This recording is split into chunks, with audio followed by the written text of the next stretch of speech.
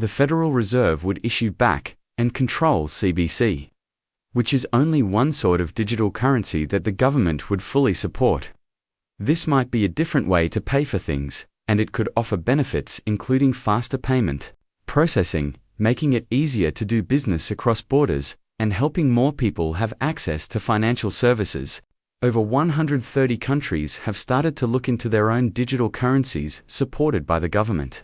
China, Russia, Saudi Arabia, and India have already started pilot programs, and a digital euro pilot might start as soon as 2028. The US, on the other hand, is still very far behind, even if there is more and more clear information regarding digital currency features. These words come from the Congress of the United States, right there. The US Congress has made it plain that X is okay to use in the U.S. This isn't only for banks and other financial institutions. The US Federal Reserve and other central banks across the world have said that XRP can be used for both local and foreign transactions. Why is this important? The US Congress sees that things are changing around the world. Brazil and other countries in China and other countries are working with Ripple to set up their central bank digital currencies on the XRP ledger. The US doesn't want to miss out on this change. And do you know whose company they're working with? Yes, Ripple. Welcome back to Moneyside, your one-stop shop for all things XRP. The BRICS countries Brazil, Russia, India, China, and South Africa have worked together on a digital currency for their central banks, for both of us to use. The US is going in the same direction.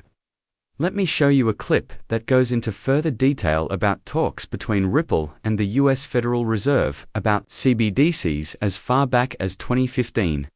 This historical context shows how Ripple and the US work together, behind the scenes. Even if we see public fights between Ripple and the SEC, this partnership was a significant sign that Ripple was going to win the SEC litigation.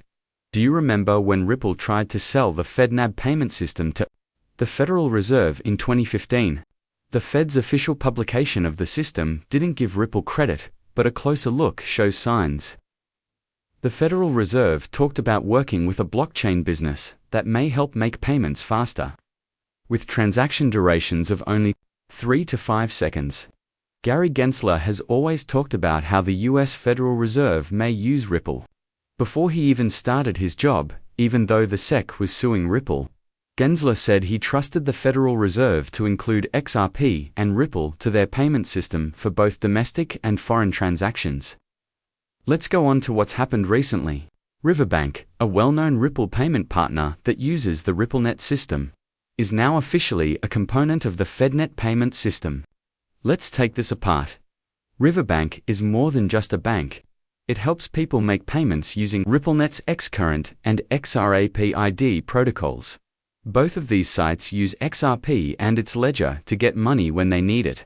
It's clear that XRapid, XCurrent, and RippleNet, all of which are based on XRP, will be involved now that Riverbank is part of FedNet. This suggests that XRP is likely to be used by the FedNet payment system to meet its liquidity needs in cross-border transactions. So, as X use and usefulness grow, we may expect its value to go up. This is good news for your investment if you own XRP and are following this. This addition of XRP to mainstream financial systems is more than simply a sign of the cryptocurrency's potential. It shows how the world of money is changing. We're seeing a big change as traditional banks realize how fast, cheap, and efficient blockchain technology like Ripple's are. Also, Gary Gensler's support and the actions of institutions like Riverbank that followed are just the beginning. As more banks and other financial institutions learn about and use XRP and other related technology, the effects will be seen throughout the industry. Before we get into it more, I have some great news for my viewers. I'm giving away XRP. Just follow these 3 easy actions to join. Please give this video a thumbs up, hit the subscribe button, switch on notifications, and share it with your friends. When I pick the winner, I'll check to see if these steps have been done. Good luck to everyone. When we reach 60,000 subscribers, we'll let you know who won. Let's get back to the point. The importance of XRP and how important it is becoming. We've spoken about how the US Federal Reserve is interested in it and how the US as a whole seems to want to adopt it. XRP's potential is being recognized by more than simply the US. The BRICS countries and the European Union with its digital euro project are two examples. Are looking into what it can do. You may watch our movies on those topics for a more in-depth look at how XRP is being used in the BRICS nations, CBDC, and Europe's digital euro initiative. To repeat our primary point, the US isn't just looking at XRP as a possible CBDC, which we've talked about in another video. They also want to use it to make cross-border transactions more efficient. This isn't just true for CBDCs. It also applies to financial transactions that happen in the US and around the world. Let's look into what this signifies for the future value of XRP. As more and more people use XRP, especially big banks like the US Federal Reserve, its value will change. After all, one of the most important things that determines the value of a cryptocurrency is how useful it is. When a digital asset, like XRP, is added to big financial institutions, it's not just about the short-term benefits it provides to transactions. It's also about the confidence and credibility it builds over time. The global financial scene is changing quickly. Digital transactions are becoming more common, and there is a growing need for fast, cheap cross-border transfers.